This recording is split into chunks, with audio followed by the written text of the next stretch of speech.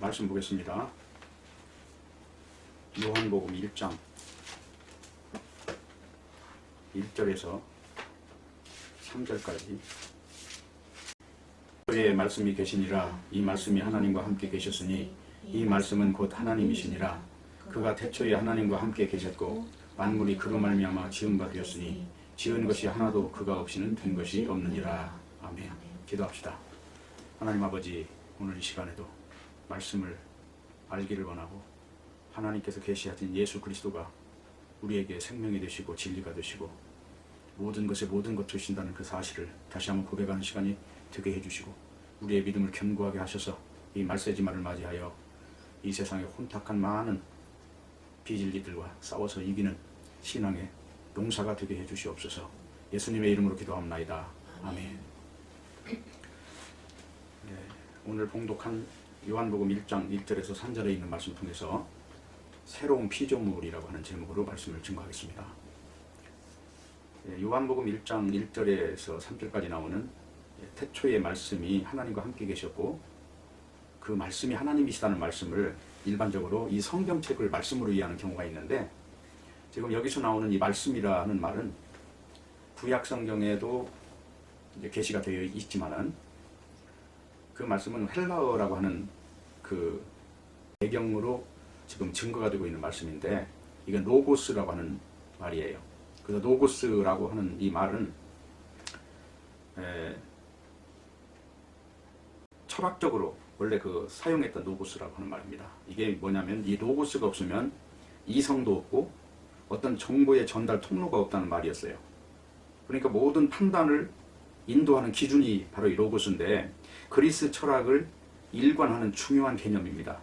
헬라 크레이토스나 스토아 철학에서는 이 로고스라는 이 말을 이법, 그 이치 할 때 그 이자를 써서 이법이라는 뜻으로 쓰였어요. 그러니까 이거는 어떤 이 성경책을 지칭하는 이 말씀이 아니라 어떤 그 모든 사물이나 어떤 형태를 이루기 전에 그 설계도적인 차원에서 사용했던 말이에요. 그러니까 태초에 하나님이 천지를 창조하셨는데 그 천지를 창조하신 그 근원이 이 로고스라고 하는 것에 의해서 창조가 되어 있다는 말이에요. 그러니까 중요한 것은 이 말씀은 창세기 1장 1절에 보면은 태초에 하나님이 천지를 창조하시니라 하는 말과 지금 요한복음 1장 1절에서 나오는 태초에 말씀이 계시니라 이 내용이 창세기 1장 1절을 배경하고 있는 이야기예요. 그러니까 이 말은 결론적으로 이 세상 만물이 만들어진 것은 이 말씀이신 예수 그리스도가 설계했다는 말씀이 드는 것입니다. 그래서 골로새서 1장 15절에 17절에 보면은 그는 보이지 아니하는 하나님의 형상이시요 모든 피조물보다 먼저 나신 이시니 만물이 그에게서 창조되되 하늘과 땅에서 보이는 것들과 보이지 않는 것들과 혹은 왕권들이나 주권들이나 통치자들이나 권세들이나 만물이 다 그로 말미암고 그를 위하여 창조되었고 또한 그가 만물보다 먼저 계시고 만물이 그 안에 함께 섰느니라. 이렇게 말씀을 하고 계십니다. 그래서 이 말씀이 하나님이라고 하는 이 말은 이 성경책이 하나님이라는 얘기가 아니라 이 그리스도를 중심으로 한 이 세상의 그 진리적 차원에서의 본질을 지금 말하고 있는 것이지, 지금 이 성경책 바이블을 일컬어서 하는 말은 아니라는 걸 분명히 하셔야 된다는 것을 벌써 말씀을 드립니다. 그래서 태초에 창세 전에 말씀이 계셨다는 거예요. 예, 이 창세 전에 성경책이 있었던 건 아니잖아요. 제 말 이해가 잘 되시기를 바랍니다.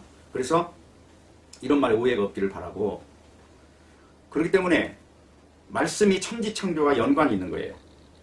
그래서 말씀 때문에 천지가 존재하고 있다는 것입니다. 그래서 상기 이제 요한복음 1장 1절이나 창세기 1장 1절이나 다 같이 그 하나님이 천지를 창조하셨다고 하는데, 이 두 구절에서 말하고 있는 것은 똑같이 태초의 창조를 누구가 했느냐 하는 그 조물주가 누구냐 하는 걸 다루고 있다는 거예요. 그러니까 요한복음에서 지금 요한 사도가 지금 말하고자 하는 거는 예수님이 지금 하나님이라고 하는 걸 증거하고 있는데, 그 하나님이 누구냐면 이 세상 만물을 만드시는 분이라 하는 것을 지금 드러내고 있다는 겁니다.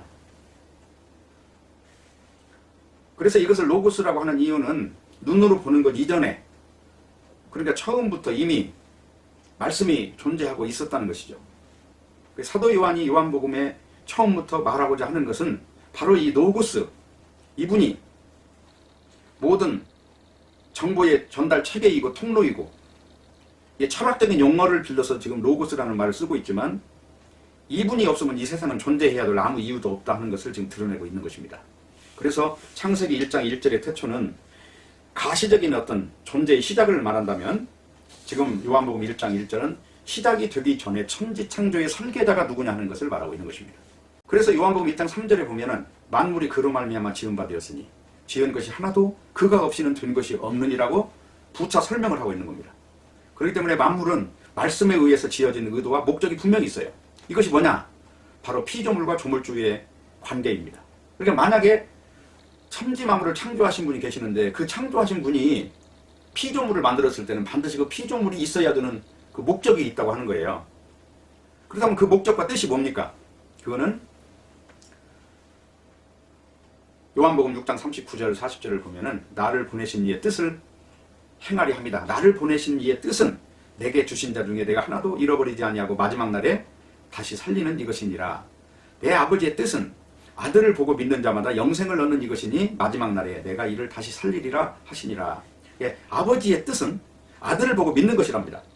그리고 아들을 보고 믿는 자마다 영생을 얻는다고 하는데, 여기서 말하는 영생이라고 하는 것은 창세기 3장의 선악과를 먹기 이전에, 그 타락하기 이전의 상태, 하나님의 생명을 가지고 있는 상태를 말하고 있어요. 근데 이 하나님의 생명이라고 하는 것은 죄가 있는 몸은 조건이 성사가 될 수가 없는 거예요. 그래서 창세기 3장에 나오는 타락 이전의 상태로 돌려야 하는 것이 진정한 창조의 목적인 것입니다. 그래서 창세기에는 선악과를 먹었던 것도 역시 하나님의 뜻이에요. 왜? 선악과를 먹게 함으로써 그 존재를 죽음에서 살려야 되는 어떤 조건이 붙기 때문에, 우리 인간들은 죽음이 저주로 보이지만 하나님은 생명의 도구로 사용하시는 거예요. 이 말이 자칫 잘못하면 이단 같은 소리가 될 수도 있겠지만은, 그러나 하나님께서는 하나님의 이 그리스도를 드러내는 일에 많은 경우에 가룟유다 같은 존재를 사용하기도 했다 하는 것을 기억을 해야 됩니다. 그 이유가 무엇일까요? 예수 그리스도가 창조자로 드러나기 위해서 십자가에 죽어야 됐던 것이고, 그 십자가의 죽음이라고 하는 것은 예수님의 피를 통해서 사람을 새 생명으로 만드는 그 비밀이 들어있는 거예요. 그래서 창세기의 일관되게 이야기가 되고 있는 것은 그것입니다. 여자의 후손이 오는데 그 여자의 후손은 뱀의 머리를 상하게 하는데, 그 뱀의 머리를 상하게 하는 방식을 보면은 아담을 깊이 잠들게 해서 그 옆구리에서 아내를 취하는 방식으로 일을 하시거든요. 아담을 깊게 잠들게 한 거기에서 계시된 건 예수 그리스도의 십자가 죽음을 이야기하고 있는 겁니다. 그리고 옆구리에서 갈빗뼈를 취하는 것은 예수 그리스도의 그 피를 통해서 거듭나는 생명을 지금 계시하고 있는 겁니다. 성경 전체는 지금 이런 이야기를 하고 있기 때문에, 여기서 아들을 보고 믿는 자마다 영생을 얻는다 하는 것은, 여기서 말하는 영생은 죄가 없는 생명이에요. 그래서 예수님이 오셔서 하신 일은, 제일 중요한 일이 죄사함의 일을 했던 겁니다. 내가 죄를 사하는 권세가 있는 줄 너희가 알아야 할 것이니라. 예수 그리스도께서는 계속해서 어떤 방식으로 예수 그리스도 앞에 오는 자를 거룩하게 만들 수 있는가 하는 그 길을 열어주신 거예요. 그게 십자가를 지신 것이고, 그걸 하나 찾아보겠습니다. 히브리서 10장을 한번 보실까요? 우리가 거룩함을 얻는 방법에 대해서 많은 사람들은 인간의 거룩한 행실을 가지고 거룩하게 되려고 애를 쓰지만, 성경에서는 십자가 피를 통해서 거룩하게 된다고 말씀을 분명히 하고 있어요. 자, 히브리서 10장 14절을 한번 읽어보겠습니다. 저가 한 제물로 거룩하게 된 자들을 영원히 온전케 하셨느니라. 그러니까 저가 누굽니까? 예수 그리스도인데, 그분이 십자가의 죽으심으로 제물이 되셔서 그 십자가의 피를 통해서 거룩하게 된 자들, 이게 성도입니다. 그러니까 성도가 되는 비결은 행함에 있는 게 아니라 믿음에 있는 거예요. 십자가 피를 통해서 거룩하게 하는 이 사역은 인간에게서 나오는 게 아니라 예수 그리스도가 홀로 이루신 일이에요. 그 십자가를 지실 때 내가 다 이루었다 하는 그 속에 완성이 들어있는 거예요. 그걸 믿느냐 하는 것입니다. 그래서 여기 보면 12절이에요. 10장 12절. 오직 그리스도는 죄를 위하여 한 영원한 제사를 드리시고, 그랬죠? 그 여기서 영원한 제사가 뭡니까? 여기 10절이에요. 이 뜻을 쫓아 예수 그리스도의 몸을 단번에 들이심으로 말미암아 우리가 뭐를 얻었다고요? 거룩함을 얻었노라. 거룩함을 얻는 방법이 믿음이에요, 행위예요? 반드시 믿음이라고 하는 것이 동원이 되는 거지. 로마서도 믿음을 이야기하고 있고 요한복음도 지금 믿음을 이야기하고 있잖아요. 그 아들을 믿는 믿음으로 인하여 영생을 얻게 하려고. 그래서 중요한 것은 말씀 노고스는 조물주이시고 그리고 하나님이십니다. 그렇기 때문에 성경의 중요한 전달 목적은 당연히 예수 그리스도께서 새로운 피조물을 만드시는 방법을 어떻게 길을 선택하셨느냐 하는 부분을 성경에 예언된 대로 아담이 깊이 잠들고 갈빗배를 빼내는 방식으로, 또는 사탄의 머리를 깨부수고 여자의 옷은 발뒤꿈치를 상하게 하는 방식으로, 사탄은 예수 그리스도가 부활로 인해서 사망의 왕의 위치가 사라졌지만 예수 그리스도는 부활하심으로 말미암아 발뒤꿈치가 상한 정도의 일을, 곤고한 일을 겪었다 하는 내용을 지금 말씀을 하는 겁니다. 그렇기 때문에 세상은 예수님의 말씀을 대하고도 예수님이 하나님인지를 몰라요. 그래서 그것을 어둠이라고 하는 겁니다. 그래서 예수님을 죽였던 것입니다. 죽였던 이유가 이 십자가 피로 인해서 거룩하게 된다는 그런 방식을 대항하는 그런 종교적인 그 성 때문에, 이게 우리 인간이 세웠던 모든 종교는 가인과 같은 방식으로 나아가는 거예요. 제사를 드려도 하나님이 원하는 그 방식이 아닌 인간이 만들어내는 방식으로 제사를 지낸다는 것이죠. 그게 가인의 제사입니다. 그래서 모든 성경은 예수님이 주제이고 그분이 창조자라고 하는 거예요. 오늘 지금 아까 나눠드린 텍스트에도 보시면은, 여기 텍스트 하나, 둘, 세 번째 보십시오. 요한복음 20장 30절. 예수께서 제자들 앞에서 이 책에 기록되지 아니한 다른 표적도 많이 행하셨으나 오직 이것을 기록함은 너희로 예수께서 하나님의 아들 그리스도임을 믿게 하려고 함이라. 또 너희로 믿고 그 이름을 힘입어 생명을 얻게 하려고 이 책에 기록되지 않은 많은 내용이 있지만, 지금 요한복음에 기록한 것은 대략적으로 지금 기록을 해놨다는 거예요. 그 목적이 뭡니까? 예수 그리스도를 통해서 그 예수의 이름을 힘입고 생명을 얻게 하려고 한다는 것이죠. 여기서 말하는 이 생명은 예수 그리스도의 이름을 힘입은 생명이기 때문에 십자가 피를 한번 거쳐서 만들어진 새로운 피조물의 이름이 되는 거예요. 그렇다면 이 새로운 피조물의 이름이 뭐냐? 가장 핵심적인 내용이 고린도후서 5장 17절입니다.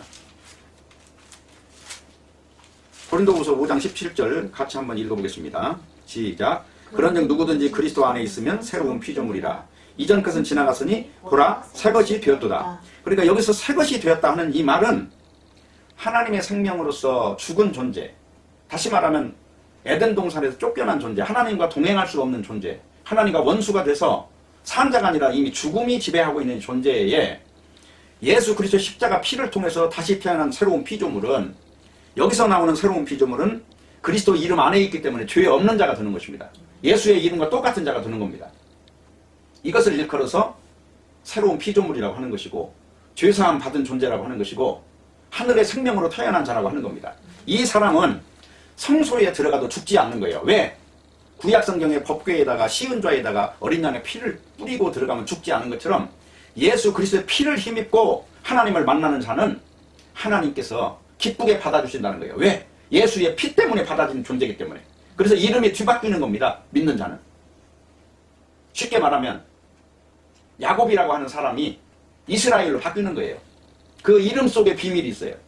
예수 믿기 전에는 내가 아담이었는데 예수를 믿고 나면은 둘째 아담 속에 들어가는 존재가 돼요.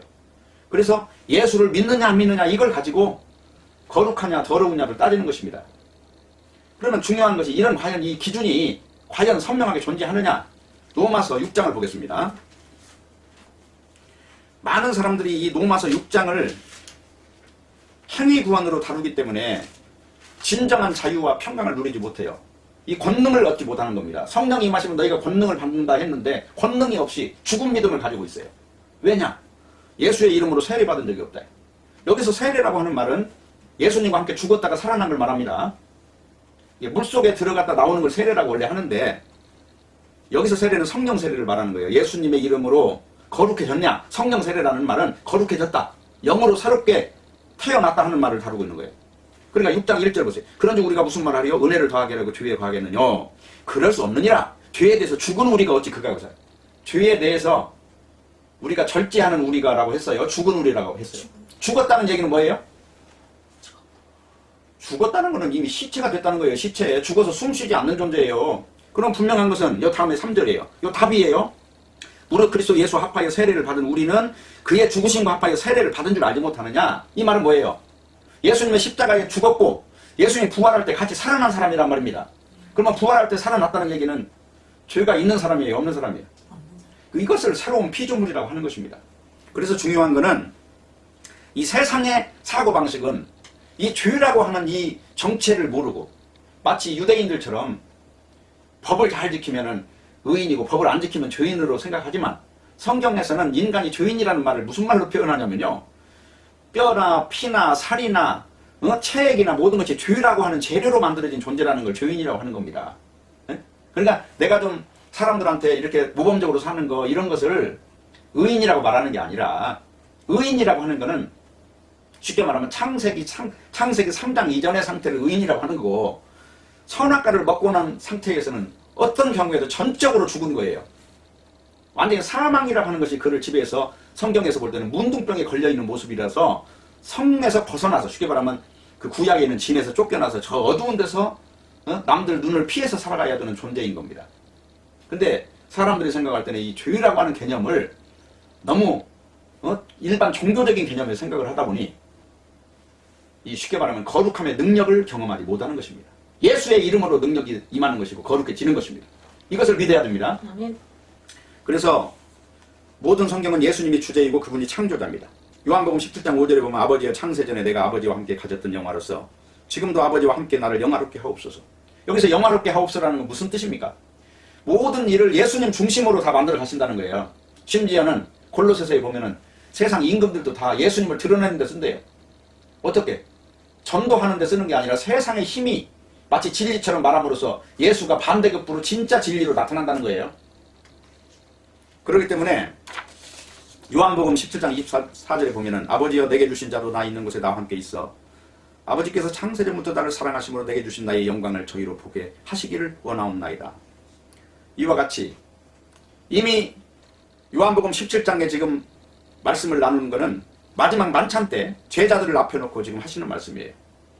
그러니까 예수님이 잠시 후에는 십자가에 죽었다가 또 부활하셔야 되는 상황인데 이 제자들은 이거는 꿈에도 모르고 있는 겁니다. 부활이라고 하는 이 자체는 접근이 안 되는 거예요. 그런 자들에게 이 캄캄한 오밤중인데 지금 빛의 말씀을 하고 있는 겁니다. 그렇기 때문에 빛이라고 하는 것과 어둠의 개념은 이런 데 드러나는 거예요. 예수님께서 하시는 말씀을 못 알아들으면 다 어둠에 속한 거예요. 지금 아무리 교회를 오래 다녔던 성경을 연구하는 박사든 예수님이 하시는 진리의 말씀을 왜곡되어 해석하면 그건 진리가 왔다고 말할 수가 없는 거죠.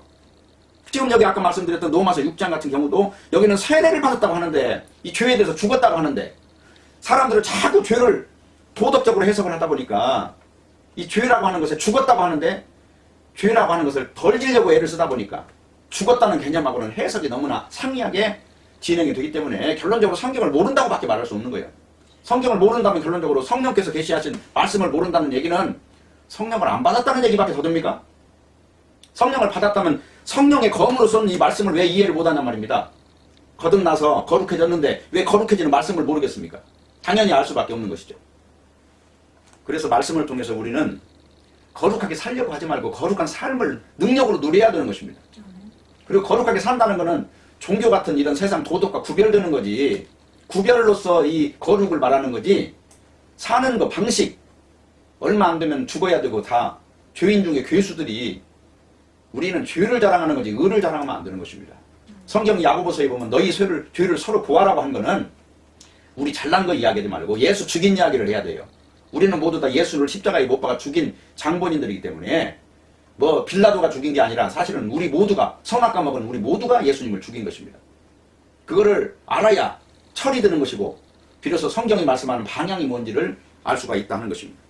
요한일서 1장 2절에 보면 이 생명이 나타내신 바든지라 이 영원한 생명을 우리가 보았고 증거하여 너에게 전하노니 이는 아버지와 함께 계시다가 우리에게 나타내신 바든지라. 이것이 바로 어둠과 빛에 대한 증거고 죽음과 생명에 대한 증거입니다. 그리스도의 나라가 세상 나라와의 다른 점이 뭡니까?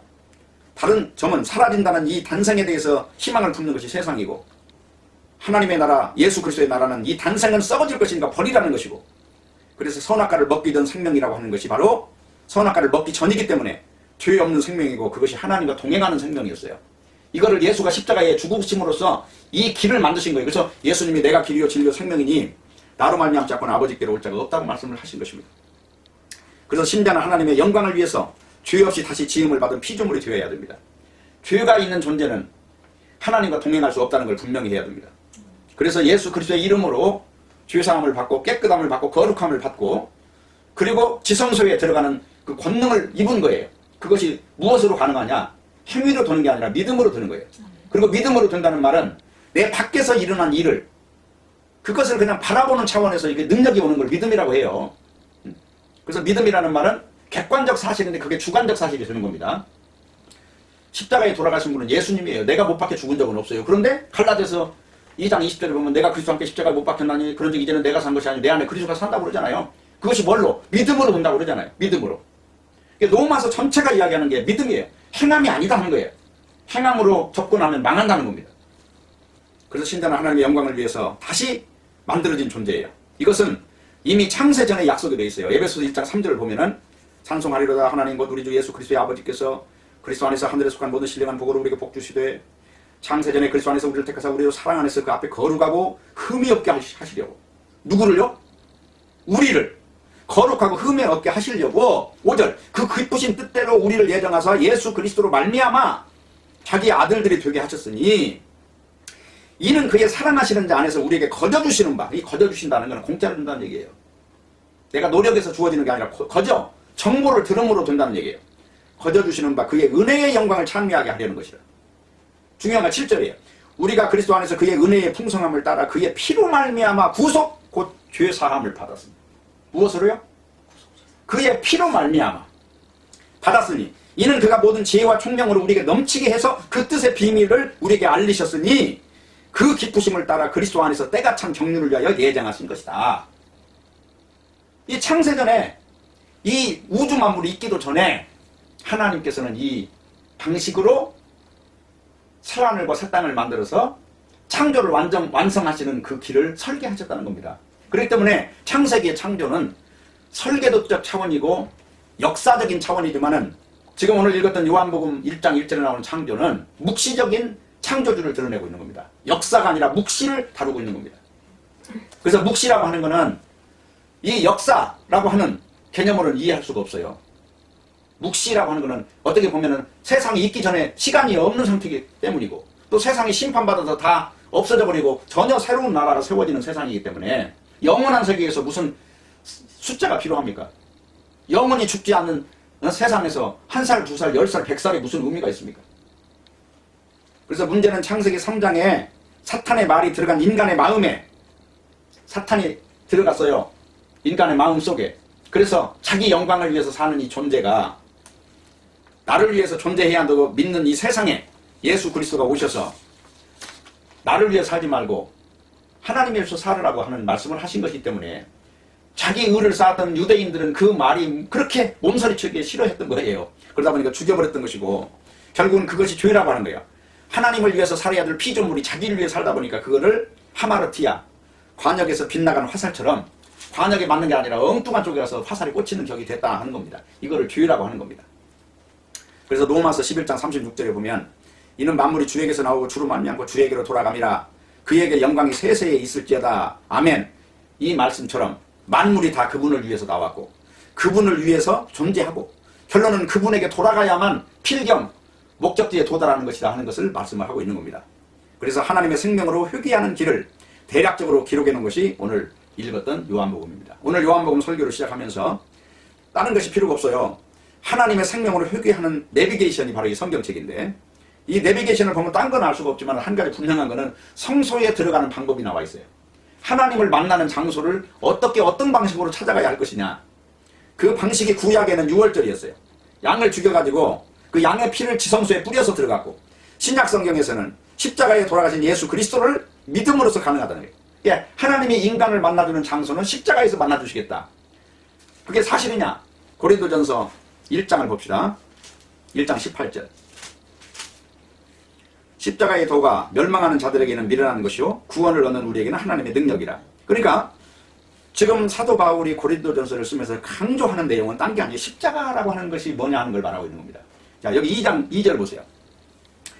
내가 너희 중에서 예수 그리스도와 그의 십자가에 못 박히신 것 외에는 아무것도 알지 아니하고 작정했다. 그럼 이 십자가 외에 할 말이 아무것도 없어요. 교회에서 무슨 훌륭한 도덕군자의 말을 들을 것도 없고 이곳에서 대단한 위대한 선생 여기서 만나야 되는 게 아니라 성경책을 통해서 말씀을 증거하는 증거자들을 통해서 예수 그리스도가 십자가 짊어지셨다는 그 내용을 정확히 알아들으셔야 됩니다.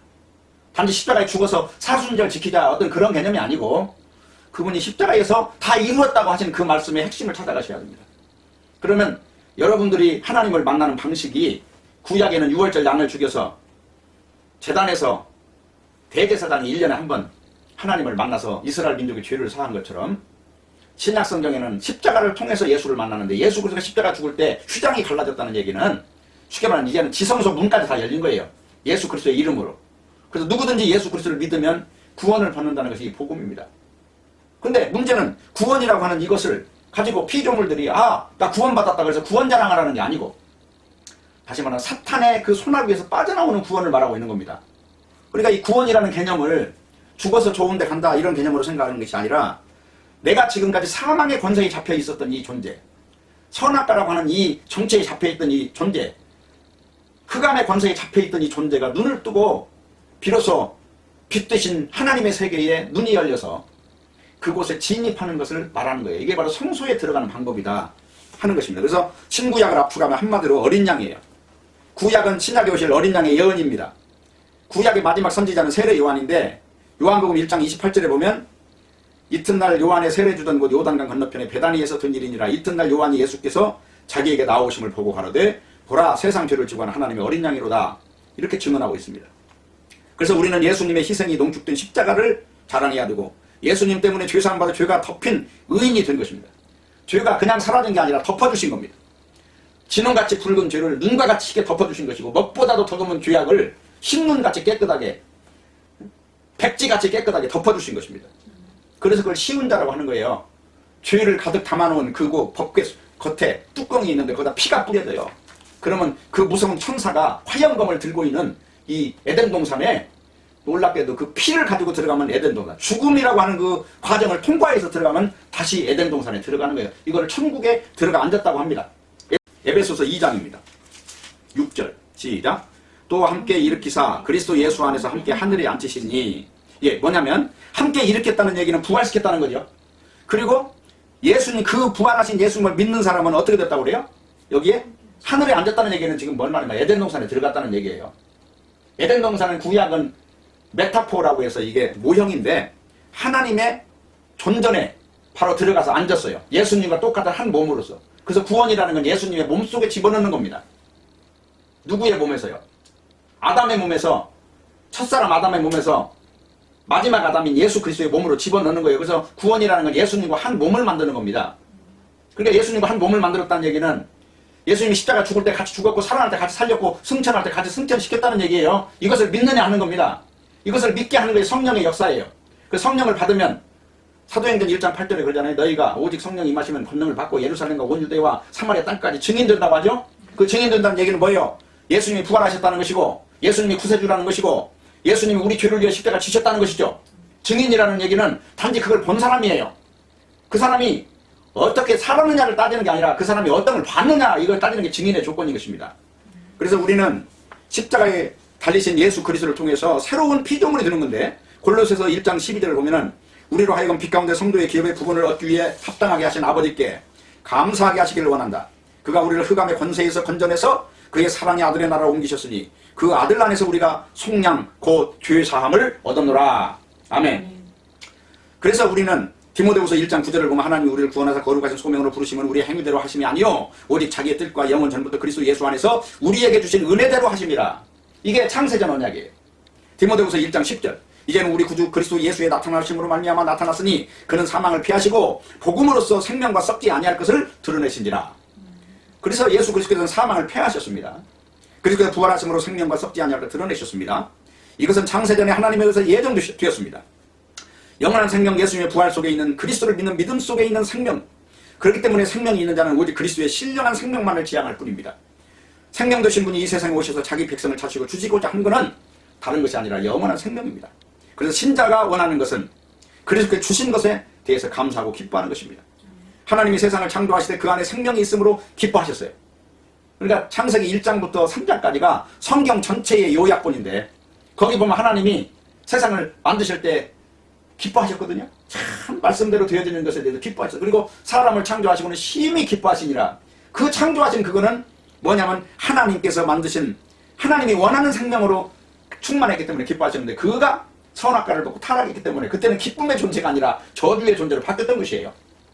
이것이 바로 그리스도 예수로 말미암아 회복되었기 때문에 예수의 피를 힘입어 새 생명을 누리는 사람을 볼 때 하나님은 기뻐하시는 겁니다. 그래서 히브리서에 그러잖아요. 믿음이 없이는 하나님을 기쁘시게 못한다고 그러잖아요. 그렇기 때문에 우리가 하나님 앞에 나갈 때는 반드시 하나의 조건은 뭐냐? 딴 것이 아니고 믿음이라고 하는 그 조건에 우리가 하나님을 찾아야 돼. 그 믿음이라고 하는 것을 벗어난 행위 언약을 가지고 하나님을 찾는다면 그거는 유대인하고 똑같은 사상이기 때문에 하나님께 저주를 받는다 하는 것입니다. 그래서 우리는 요한복음 1장 14절에 보면 말씀이 육신이 되어 우리 가운데 거하시면 우리가 그 영광을 보니 아버지의 독생자의 영광이요 은혜와 진리가 충만하더라 하는 이 말씀 이전에 보면은 모세로 말미암아 주어진 것과 예수로 말미암아 주어진 것의 차이를 이야기하고 있어요. 모세로 말미암아 주어진 것은 율법인데 그거는 결국은 그리스도를 쉽게 말하면 메타포, 드러내기 위한 하나의 설계도적 차원에서 주어진 것이고 예수 그리스도는 직접 몸으로 이 땅에 오셔서 그 집을 완성하신 분이라 하는 것입니다. 그래서 계시록 20장 12절 14절을 보면은 또 내가 보니 죽은 자들이 물은 대소하고 그 보좌 앞에 섰는데 책들이 펴있고 그 다른 책이 펴졌으니 그 생명책이라. 죽은 자들이 자기 행위를 따라 책들에 기록된 대로 심판을 받으니 바다가 그 가운데 죽은 자들을 내주고 또 사망과 음부도 그 가운데 죽은 자들을 내어주매 각 사람이 자기 행위대로 심판을 받고 사망과 음부도 불못에 던지우니 이것은 둘째 사망 그 불못이라. 여기서 자기 행위대로 하는 말은 그 당시에 바벨론을 믿었던 그 요한계시록이 써질 때 그 네로 황제나 이런 그 극악무도한 그 로마의 황제들이 그 예수 믿는 자들을 막 불에 태워 죽이고 사자밥이 되게 해주고 했을 때 그때를 배경으로 한 겁니다. 그렇기 때문에 여기서 말하는 이 행위라고 하는 것은 그리스도의 그 소자들을 원수 삼았던 존재들을 말하는 것입니다. 여기 혼란이 없기를 바라고요. 그래서 예수님이 이렇게 창조주로 심판주로 이렇게 증거되겠다는 사실을 기억하시고 이 일은 오직 십자가에 피 흘려 죽으신 그리스도를 어떻게 보느냐를 근거로 그 기준은 설정되는 것입니다. 중요한 것은 요한복음 3장 14절입니다. 모세가 광야에서 노뱀을 든 것 같이 인자도 들려야 하리니 이 말씀을 전제 조건으로 독생자 하나님 이 땅에 오셨어요. 그래서 그 이야기는 민수기 21장부터 나오는 노뱀 이야기인데 노뱀을 뱀에 물려 죽어가는 자들에게 노뱀을 달아서 보기만 하면 살게 했던 그 이치와 같이 예수님이 십자가에 죽으신 그 십자가 사건을 그 사건을 하나님의 언약을 따라서 보느냐 자기 행위를 대입해서 보느냐 이건 굉장히 차이가 많다는 것을 아시면 되겠습니다. 그 노뱀은 십자가의 모형이에요. 창조주 하나님이신 예수님이 직접 오셔서 십자가에 죽으신다는 게 구약의 예언입니다. 대표적으로 이사야 53장이에요. 그가 찔림 우리의 허물을 지나며 그가 상함 우리의 죄악을 지나미라. 그가 징계를 받음 우리가 평화를 누리고 그가 채찍에 맞음 우리가 나음을 입었도다. 우리는 다 양 같아서 그릇 행하며 각기 제 길로 갔거늘 여호와께서는 우리 무리의 죄악을 그에게 담당시키셨도다. 그가 곤욕을 당하여 괴로울 때에도 그 입을 열지 아니하였으며 마치 도수장으로 끌려가는 어린 양과 털 깎는 자 앞에 잠잠한 양같이 그 입을 열지 아니하였도다. 미가서 5장 2절에는 베들레헴 에브라다야 너는 유다 족속 중에 작을지라도 이스라엘을 다스릴 자가 내게로 나올 것이라. 그의 근본은 상고의 태초에니라.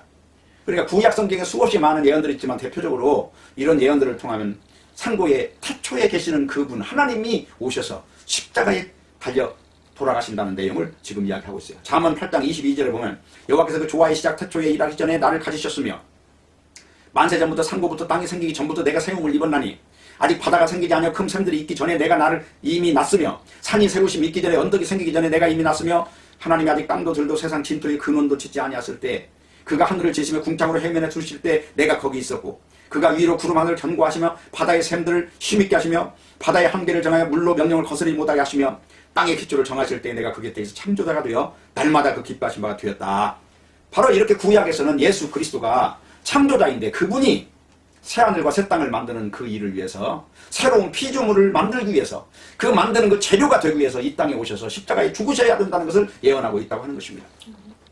이제 태초부터 계신 그리스도의 나를 완수하기 위하여 그리스도의 증인들을 통해서 피조물을 찾고 계십니다. 그것은 오직 그리스도의 공로만 인정하는 존재들, 이 존재들을 요한일서 1장 1, 2절을 보면은 태초부터 있는 생명의 말씀을 관하여 우리가 들은 바요 눈으로 본 바요 주목하고 우리 손으로 만진 바라. 이 생명이 나타내신 바 된지라. 이 영원한 생명을 우리가 보았고 증거하여 너희에게 전하노니 이는 아버지와 함께 계시다가 우리에게 나타내신 바 된 자니라. 우리가 보고 들은 바를 너희에게 전함은 너희로 우리와 사귐이 있게 하려 함이니 우리의 사귐은 아버지와 그 아들 예수 그리스도와 함께 합니다. 이와 같이 전도라고 하는 것은 태초에 계시는 하나님이 육체를 입고 오신 분을 우리가 직접 눈으로 보았고 손으로 만졌고 우리가 함께 3년 동안 함께 했고 그래서 증인들이 있었다는 것입니다. 그래서 이 증인들이 12명의 제자들이 다 순교를 당했어요. 거의 30즈음에 다 젊은 나이에 일찍 다 이 단성의 목숨을 버리고 증거를 함으로써 이 세상을 후루 떠났습니다. 그 사람들의 증거가 오늘 읽었던 책 중에 오늘 읽은 요한복음이에요. 마태복음, 마가복음, 누가복음, 요한복음, 뭐 바울서신, 선지자의 예언서, 사도들의 터 이런 걸 통해서 예수 그리스도가 하나님이시고 그분을 힘입어서 누구든지 하나님께 함께 할 수 있다고 하는 사실을 증거하는 것이 성경책이기 때문에 여러분 모쪼록 진리 되신 예수 그리스도를 만나심으로써 죄와 사망의 권세에서 후를 벗어나서 자유를 누리는 그런 힘있는 성도가 되시기를 바라고 갈라디아서 5장 1절에 나온 대로 그러므로 그렇게 우리를 자유케 하고 자유를 주시더니 그러므로 굳세게 서서 다시는 종의 멍에를 매지 말라는 것처럼 율법의 종이 되지 마시고 복음의 사람이 되심으로써 힘차고 행복하고 능력 있는 그리스도인이 되시기를 바라겠습니다. 감사합니다.